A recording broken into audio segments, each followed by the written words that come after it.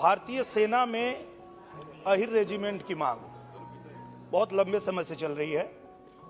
अध्यक्ष जी, हम सभी जानते हैं कि सेना में अलग अलग जाति, धर्म, संप्रदाय और राज्य के योगदान, बलिदान को ध्यान में रखते हुए उनके सम्मान में, उनके मनोबल को बढ़ाने के लिए अलग अलग राज्य, धर्म, संप्रदाय और जाति के नाम पे सेना में रेजिमेंट बना है।